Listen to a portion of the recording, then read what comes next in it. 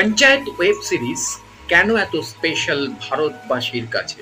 কারণ ভারতবাসী ভারতের নিজস্ব ওয়েব সিরিজ শুরুতে যেগুলো দেখা দিয়ে শুরু করেছিল, তার মধ্যে পঞ্চায়েত অন্যতম।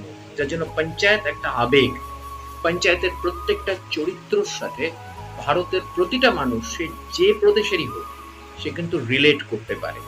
কারণ পঞ্চায়েতের যে চরিত্রগুলো না, সেই চরিত্রগুলো আমার আপনাদের মতন সাধারণ মানুষই।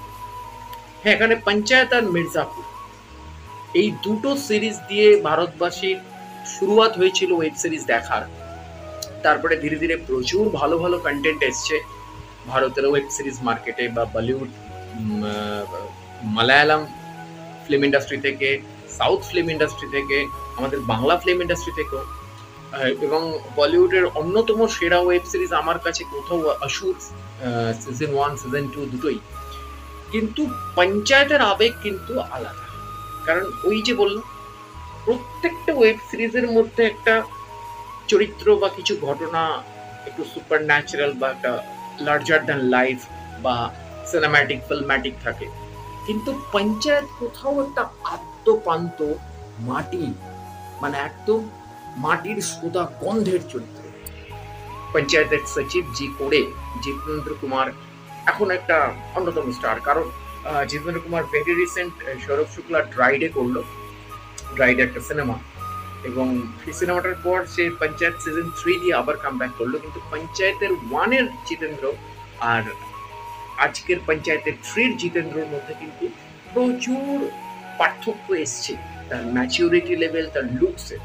কিন্তু এটাই হচ্ছে বলিউড, এটাই হচ্ছে ওয়ার্কশপ, অ্যাক্টিং ওয়ার্কশপ, যে ও কিন্তু সেই সিজন 1, যেটা আজ থেকে প্রায় 4-5 বছর আগেকার হয়ে গেছিল, সেই সিজন 1 এর সচিব জিকেই ও কিন্তু নিয়ে যাচ্ছে।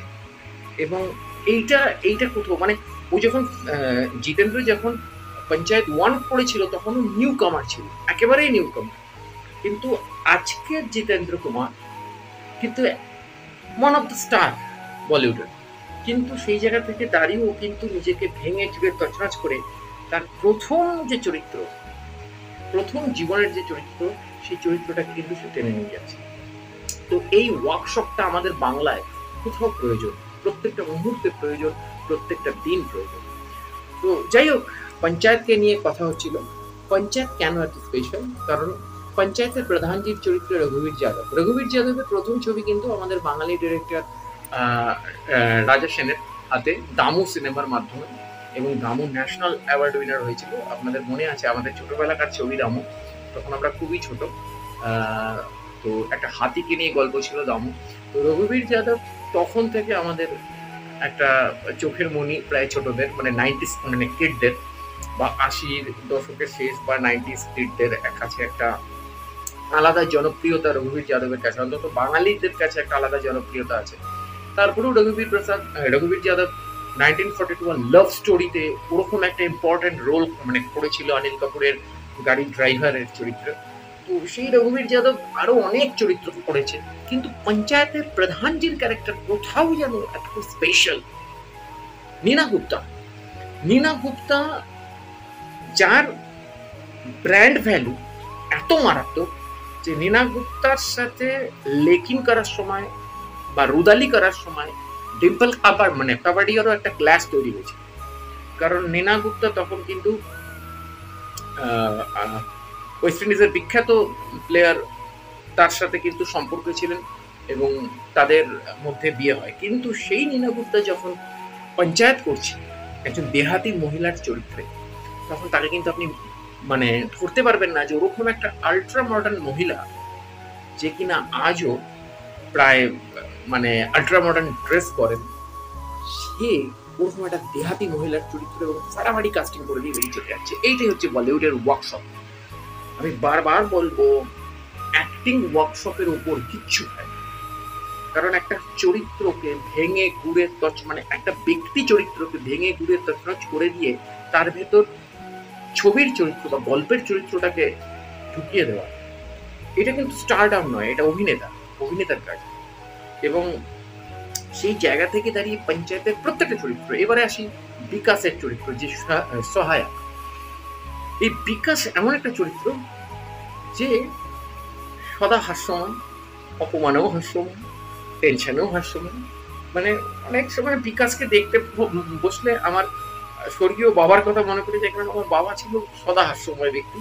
সে কোনোদিনও মানে টেনশনের মধ্যেও হাসতো, দুঃখেও হাসতো, এবং মানে সবকিছুকে হেসে সে জয় করতে চায়। তো বিকাশের চরিত্রটা সেরকম সদা হাস্যময় একটা চরিত্র, এবং বন্ধু বাৎসল, সবার বিপদে সে ছুটে যায়। সে তার বউকেও যেমন ভালোবাসে, সে তার পঞ্চায়েতের কালিকদেরও ভালোবাসে, সে গ্রামের লোকেদেরও ভালোবাসে, সে সচিবজিকেও ভালোবাসে। এরপরে আসে প্রহ্লাদের চরিত্র, মানে উপপ্রধান। প্রহ্লাদের মানে কেউ নেই, বাবা মা চলে গেছে, স্ত্রী চলে গেছে, এবং সেকেন্ড সিরিজে তার সন্তানও চলে গেছে, আমরা জানি। তো এক্স্যাক্টলি সেই জায়গা থেকে দাঁড়িয়েও প্রহ্লাদ কিন্তু টিকে রয়েছে লড়াই। এরপরে আসে রিঙ্কির চরিত্র। রিঙ্কি সিজন 1 এ কিন্তু একদম লাস্টে রিঙ্কির ইন্ট্রোডিউস হয়েছিল, প্রধানজির মেয়ে। সিজন 2 থেকে রিঙ্কি কিন্তু অন্যতম লিড পঞ্চায়েত।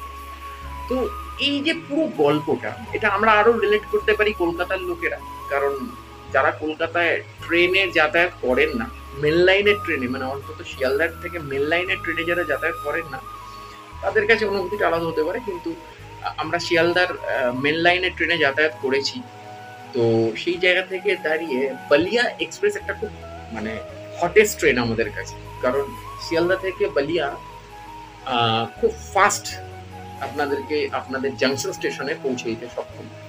তো সেই বালিয়ার অঞ্চলের ফুলেরা গ্রামের, ফুলেরা পঞ্চায়েতের কাহিনী বলে পঞ্চায়েত। তো সেই জায়গা থেকে দাঁড়িয়ে পঞ্চায়েতের একটা আলাদা আবেগ কোথাও আমাদের এই মেন সাইডের লোকেদের মধ্যে বা দর্শকের মধ্যে উপলব্ধি হয়, কিন্তু তবু পঞ্চায়েত আপা মোর ভারতবাসীর হৃদয়ের আবেগ।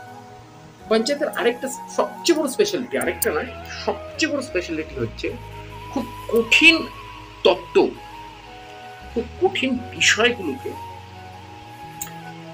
কমেডি বা একেবারে মাটির সোদা গন্ধের সাথে পাঞ্চ করে মিশিয়ে প্রেজেন্ট করা।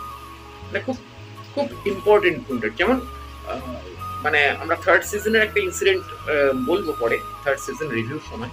মোটামুটি একটা প্রেক্ষাপট যে খুব মানে ধরুন বিধায়কের সাথে ঝামেলা হচ্ছে পঞ্চায়েত মানে প্রধানের, সেই ঝামেলাটাকে আমরা যদি খুব সিরিয়াস মোমেন্টে দেখি, মানে আমরা যদি মির্জাপুরের অ্যাঙ্গেল থেকে দেখি, তাহলে ফায়ারিং হয়ে যাবে, গোলাগুলি হয়ে যাবে, এ ওকে মানে কাটবে, এ ওকে মারবে।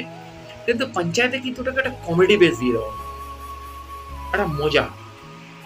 বিধায়ক কুকুর মেরে খেয়ে নিয়েছে, ব্যাপারটা শুনতে খুব মানে যারা কুকুর প্রেমী বা ডগ লাভার তাদের কাছে শুনতে খুব ঘৃণ্য, কিন্তু আপনি একবার ভাবুন যে এই ব্যাপারটাকে কোন স্যাটায়ারে কোন অ্যাঙ্গেল থেকে প্রেজেন্ট করা হলো।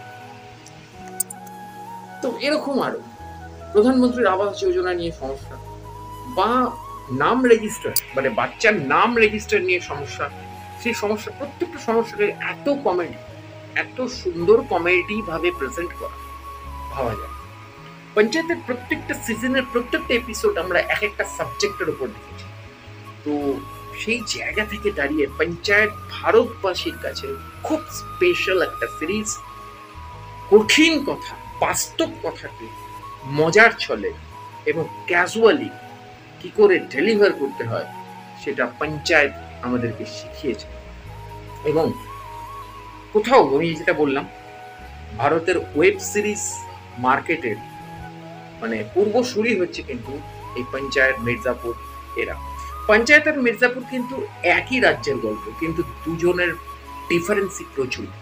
এই পঞ্চায়েত আর মির্জাপুরের ডিফারেন্স নিয়ে আসবো, কারণ কোথাও মির্জাপুরের সাথে পঞ্চায়েতের একটা কানেকশন তৈরি করার চেষ্টা করছে অ্যামাজন। তো সেই জায়গাটা মানে একটা বড় ইউনিভার্স ক্রিয়েট করার, একটা মাল্টিভার্স ক্রিয়েট করার চেষ্টা করা হচ্ছে। তো সেই বিষয়টা কতটা সামঞ্জস্যপূর্ণ হবে সেই নিয়ে আসবো আলোচনায়। তো পঞ্চায়েতের পরপর সিজনগুলোর রিভিউ নিয়ে আসছি, যারা দেখেননি তাদের জন্য দেখে নিন। তাহলে অবশ্যই আমার চ্যানেল সাবস্ক্রাইব করে জুড়ে থাকুন। দেখা হচ্ছে পরের ভিডিওতে। নমস্কার।